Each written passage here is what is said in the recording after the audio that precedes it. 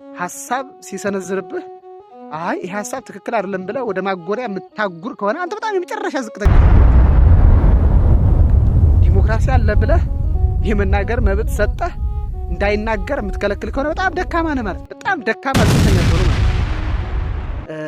ሰው ወደ ልዕልና ወደ ከፍታ ሲመጣ ትችት አይፈራም ትችት የማይፈራ ይሆናል እና ትችትን የሚፈራ የመጨረሻው በጣም የመጨረሻው ዝቅተኛ ሰው ነው በጣም የመጨረሻ ዝቅተኛ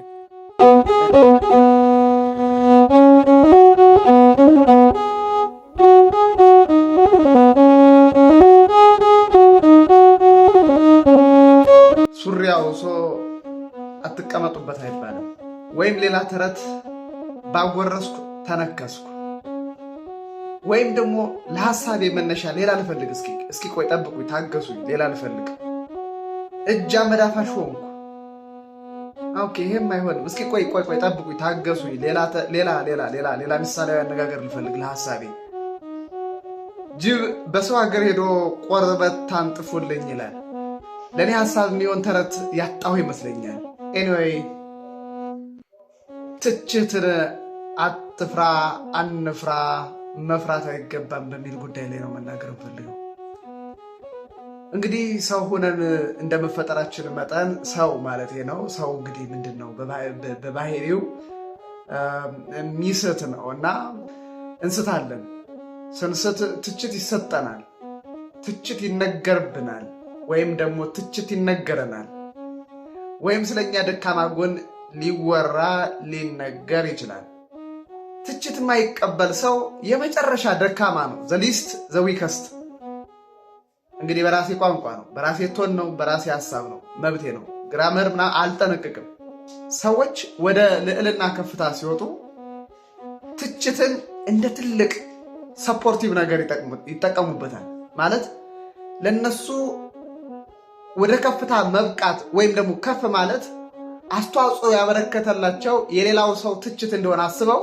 ሚተቿቸውን ሰዎች ይወዳሉ ያፈቅራሉ ይሰማሉ ከልባቸው ጽላት ያስቀምጧቸዋል ይጽፏቸዋል ከፍታ የሚለውን ግን በሌላ እንዳትተረጉሙት ከፍታ ማለት ፕሬዚዳንት ጠቅላይ ሚኒስተር ፓትሪያርክ ጳጳስ መሆን ማለት አይደለም እኔ አንድ ሰው ከፍ ብሏል ብዬ የምለው የሐሳብ ልዕልናውን ነው እንጂ ጠቅላይ ሚኒስተርነት ፕሬዚዳንትነት ጳጳስነት ፓትሪያርክነት በሆነ አጋጣሚ እንግዲህ የሚገኝም ነው በሀገራችን ኮንቴክስት ልዕልና ላይ ያሉ ከፍታ ላይ ያሉ ሰዎች ትችትን በጣም ይወዳሉ በዝቅተኛ አስተሳሰብ ውስጥ ያሉ ሰዎች ደግሞ ትችትን አይወዱም ትችትን እንደ ዘለፋ ይቆጥራሉ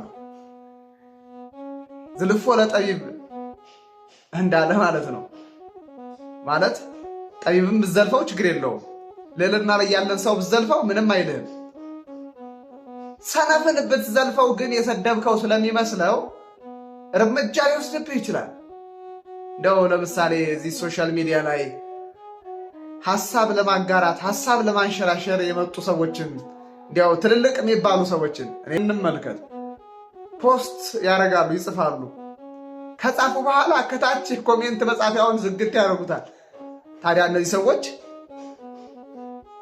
የበታችነት ስሜት የሚሰማቸው ብቻ አይደሉም የሐሳብ ልዕልና የሌላቸው በጣም ዝቅተኛ አንደር ሲ ሌቭል አስተሳሰብ የሚያስቡ ናቸው ማለት ነው ሐሳብ ልትሸጥ መጥተህ ሐሳብህን ለሰው ልታጋራ መጥተህ ኮሜንት መስጫውን ከዘጋህ ምን ይባላል እንግዲህ ትችትን መፍራት አይገባም ትችት ጥሩ ነው ያንጻል ይገነባል የጥፋተኝነት ስሜት እንዲሰማህ ብቻ አይደለም ያደርገው ያስተካክልሃል አይምሮ ላይ ጥሩ ነገር ይፈጥርልሃል እንዴ ይላል ሚዛናዊ አስተሳሰብ እንድታስብ ራስን ቆም ብለህ እንድታይ ይጠቅምሃል ወደፊት ለምትጓዘው ጉዞ የቀና መንገድ እንዲሆንልህ ይረዳሃል ትችትን አትፍራ ትችትን ፈርተው መሪ ሊሆኑ አይችሉም ትችትን ፈርተው አባት ሊሆኑ አይችሉም። በፈሊጥ በምሳሌ አነጋገርም ሲነገር ስለ እኔ የተነገረ እያልክ ወንድሞችን የምታሳድድ ከሆነ አንተ ሀገር ልትመራ አይገባም። የሰላ ትችት የሚሰነዝሩብህን ሰብሰብ አድርገህ ወደ ማጎሪያ የምትከት ከሆነ አንተ ሀገር ልትመራ አትችልም። ጥያቄ ያቀረቡብህ ሰዎች ላይ ሌላ ክስ አቅርበ በወንጀል ወደ እስር ቤት ወደ ዘብጥያ የምትከት ከሆነ አንተ ሀገር ልትመራ አይገባም። ሀገር የቆመችው በአባቶቻችን አጥንትና ደም ነው።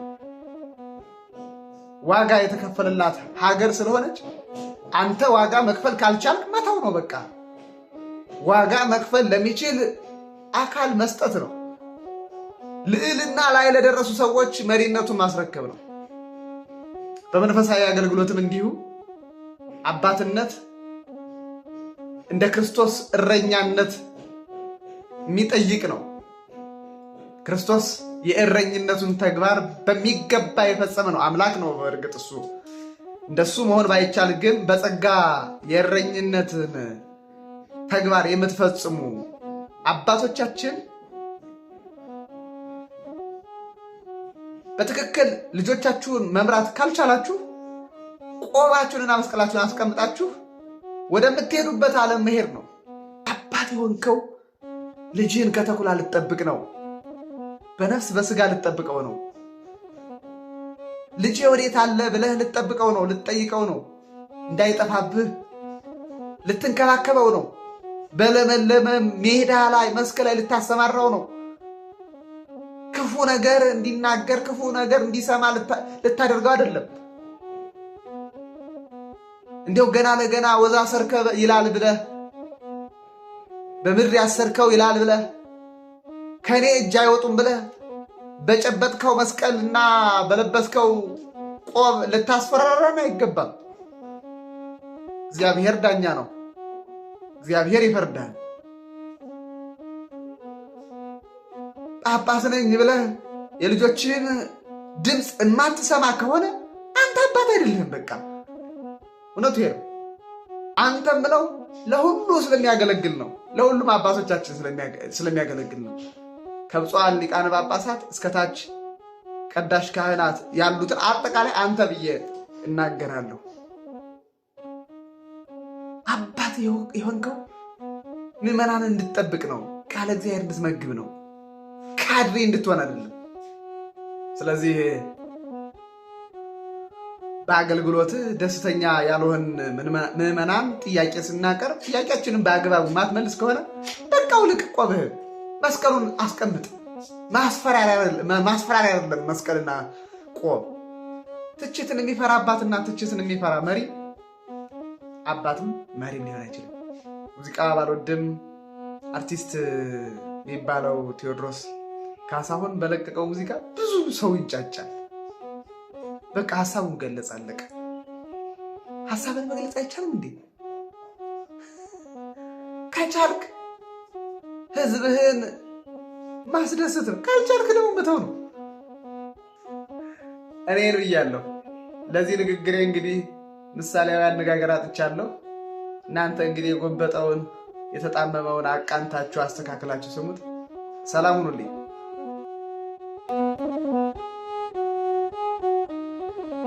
Thank you.